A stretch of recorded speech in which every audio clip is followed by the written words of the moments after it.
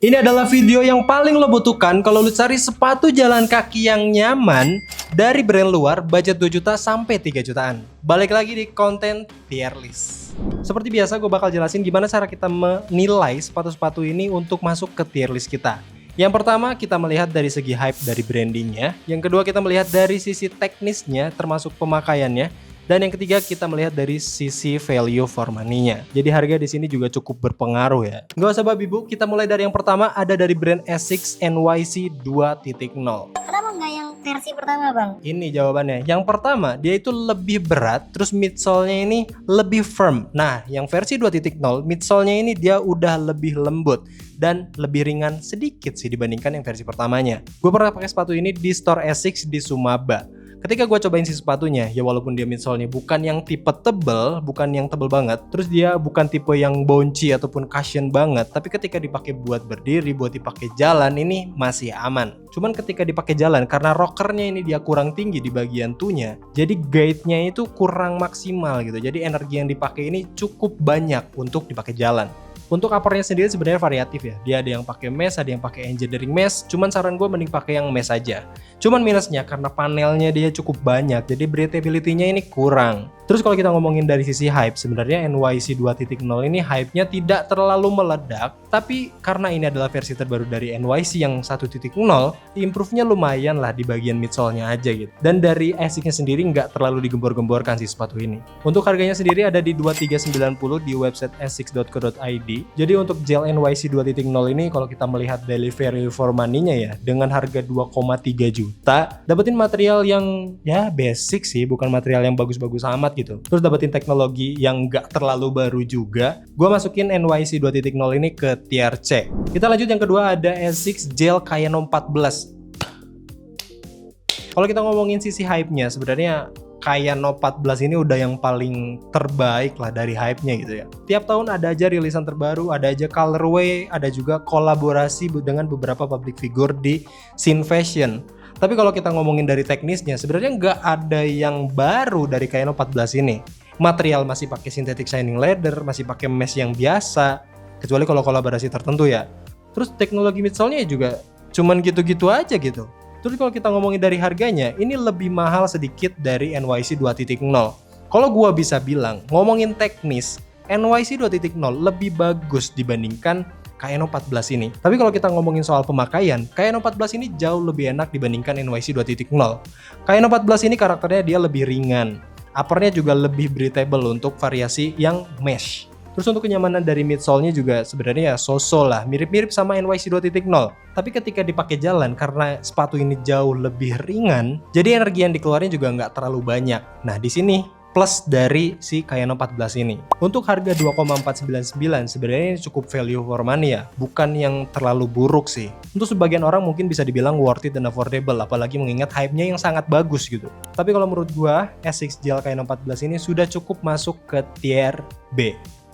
Kita masuk ke brand berikutnya yaitu Adidas Aruku. Ini jujur underrated banget. Sepatunya ini bisa dibilang bulky dan tebel banget, canggih banget. Untuk sebagian orang mungkin gak akan suka karena sepatunya yang terlalu tebal. Untuk karakter midsole-nya, dia itu pakai midsole apa kalau gue nggak salah EVA atau Pilon gitu ya. Dia midsole-nya tebel banget di bagian midfoot-nya.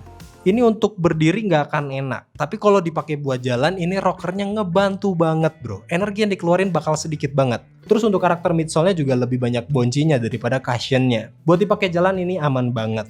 Cuman minusnya, karena sepatu ini tebel, jadi kerasanya bakal berat, walaupun rockernya ini ngebantu banget. Dengan harga retail 2,1 juta, Adidas Aruku ini gue masukin ke tier B. Kecuali kalau Adidas Aruku ini lu dapetin dengan harga 1 juta kecil atau 1 juta 1,5 1,6 ini bisa masuk ke tier A ya. Selanjutnya adalah Adidas Ultraboost 1.0. Satu poin utama yang harus gua notice dari Ultraboost adalah uppernya pakai knit. Dia bakal mengakomodir untuk warga yang kakinya lebar. Ketika kaki makin membengkak karena jalan kaki atau berdiri lama, dia bakal mengakomodir. Jadi jari kaki ini nggak akan saling bertumpuk, ini bakal nyaman. Cuman minusnya ada di bagian midsole-nya. Walaupun teknologi Boost ini masih sangat relevan sampai sekarang, dan kalau kita ngomongin durabilitasnya juga masih sangat bagus, Terus dari sisi bonci dan cushionnya juga nggak hilang walaupun udah dipakai selama 3-5 tahun. Cuman minusnya midsole-nya dia itu nggak terlalu tebel. Dan rockernya juga cenderung biasa aja. Ini yang bikin jalan membutuhkan energi yang lumayan banyak. Tapi karena rockernya ini kurang agresif, jadi dipakai jalan ini ya bakal banyak menguras tenaga lah. Terus dari sisi hype juga sebenarnya Ultraboost 1.0 ini bisa dibilang legendnya dari Adidas Ultraboost ya. Karena dia salah satu Ultraboost pertama dari Adidas. Dengan harga retail di adidas.co.id itu 3 jutaan, walaupun ada yang diskon sampai 1,5. Tapi kalau menurut gua ini masih tidak terlalu value for money. Kalau misalkan warga dapatnya di 1,1 ataupun 1,3 mentok, ini baru value for money banget. Tapi dengan harga retail 3 juta, gua bakal masukin Ultraboost 1.0 ini ke tier C. Kita masuk ke brand kompetitornya yaitu Nike. Yang pertama adalah Nike Vomero Zoom 5. Sebenarnya dari segi hype ini mirip kayak gel kayak No 14 gitu ya.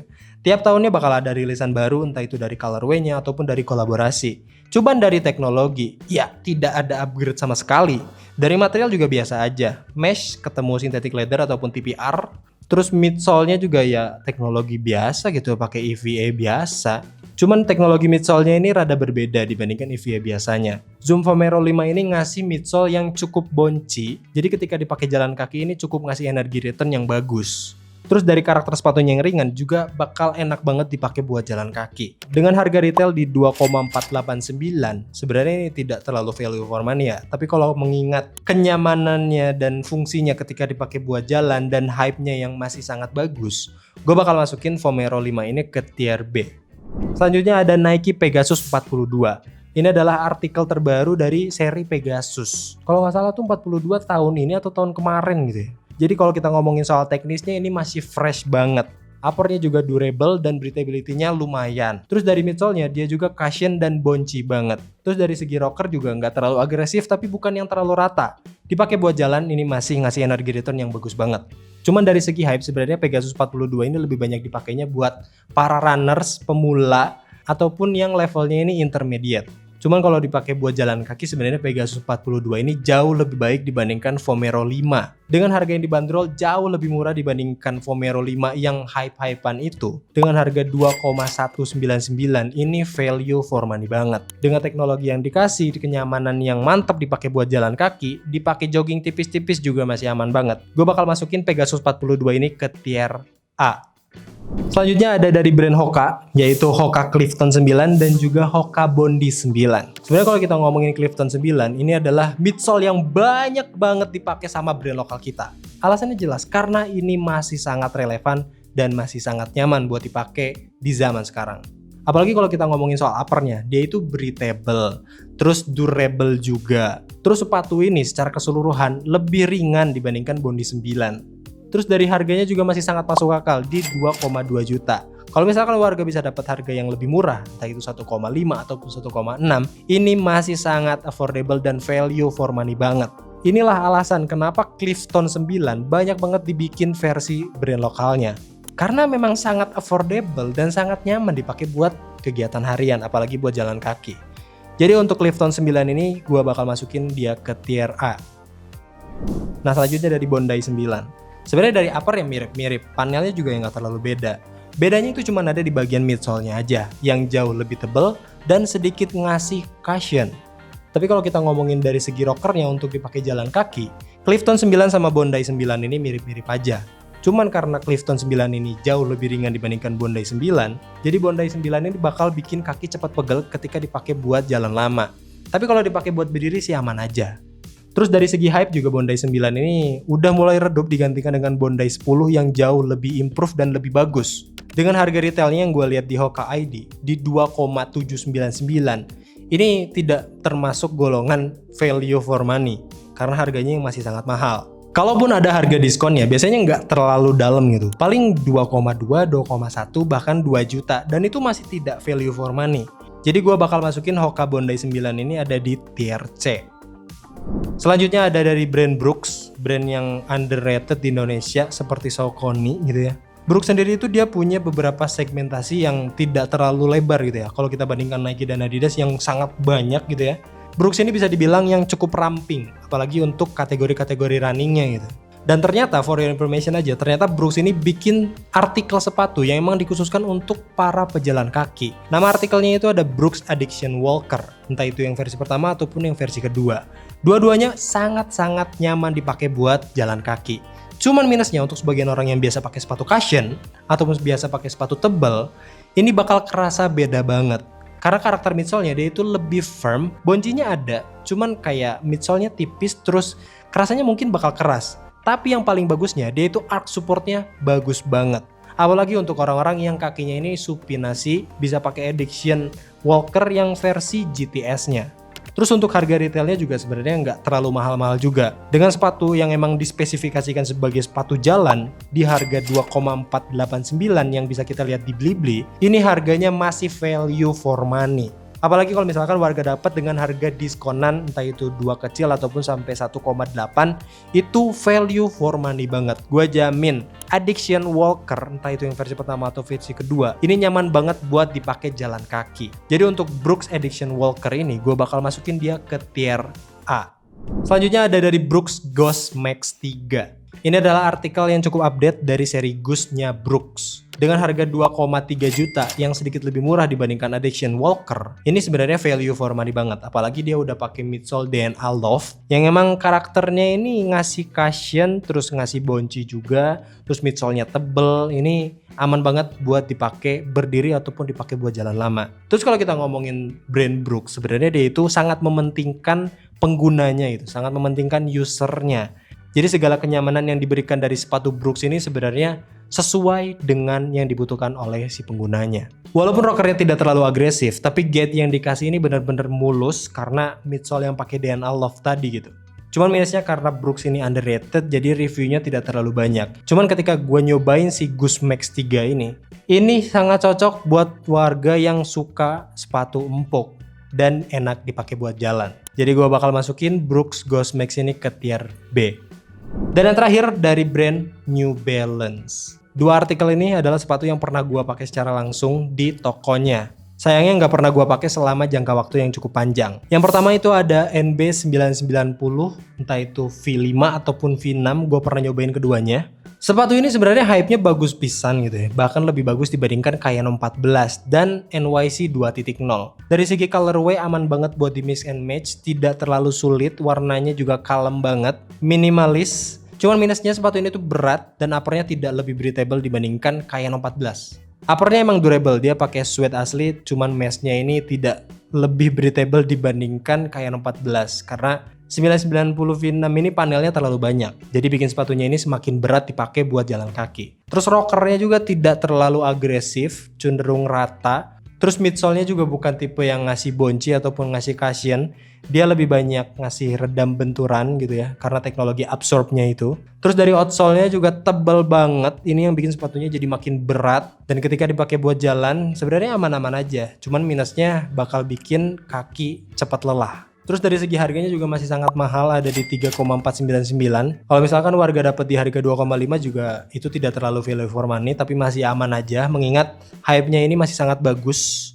Dan sebenarnya 990 V6 ini bisa lah dipakai buat jalan kaki, cuman bukan yang jalan kaki lama banget lah. Mungkin sekitar 5 kilo mentok sehari. Dan untuk New Balance 990 V6 ini gue bakal masukin dia ke tier D. Dan yang terakhir ada New Balance 1906R. Ini karakter midsole-nya mirip-mirip, dia pakai absorb juga kalau gue nggak salah, tapi tidak lebih tebal dibandingkan 990 V6. Jadi kalau misalkan warga cari sepatu yang empuk-empukan, cari 990. Kalau misalkan cari yang lebih firm dan ngasih daya benturan lebih baik, cari aja di 1906R. Untuk konsolnya sendiri sebenarnya mirip-mirip, dia tebal dan juga berat. Jadi sepatunya ini dipakai buat jalan bakal sedikit nguras energi. Cuman dari uppernya ini ada sedikit pembeda. 1906R ini lebih breathable sedikit dibandingkan 990 V6. Terus untuk hype-nya juga 1906 ini mirip-mirip kayak Kayano 14 ataupun NYC 2.0. Kolaborasi tiap tahun ada, colorway juga tiap tahun ada, dan restocknya juga banyak. Cuman minusnya karena sepatu ini cukup hype di kalangan sneakerhead. Ini banyak KW-nya. Jadi warga perlu hati-hati kalau misalkan cari New Balance 1906R ini. Dengan harga retail 2,599, ini jauh lebih worth it dan value for money. Tapi kalau misalkan warga bisa dapetin di harga 2,1, 2,2, itu jauh lebih value for money lagi. Jadi untuk NB1906R ini gue bakal masukin dia ke tier B. Jadi gitu aja dari sekian sepatu brand luar yang nyaman dipakai buat jalan kaki. Perlu digarisbawahi, kalau misalkan sepatu ini masuk ke tier D, belum tentu sepatunya jelek. Karena ada yang tidak masuk ke tier list ini dan tidak masuk ke kurasi kita. Berarti itu lebih jelek dibandingkan ke tier D-nya. Dan apakah yang masuk ke tier S ini adalah yang terbaik? Itu juga perlu ditentukan dengan kesesuaian dari bentuk kaki ataupun berat dari si penggunanya. Oke, jadi gitu aja untuk tier list walking shoes dari brand luar ini. Kalau misalkan warga punya list-listnya bisa tulis di kolom komentar. Ataupun warga perlu part 2-nya dari brand luar, dari brand yang belum kita sebutin tadi, bisa juga tulis di kolom komentar. Dan jangan lupa buat like, comment, share, kasih hype-nya juga. Dan tiap video-videonya bakal gue masukin ke ranjang kalau misalkan warga bingung belinya di mana. Oke, gue Oki pamit undur diri. Adios.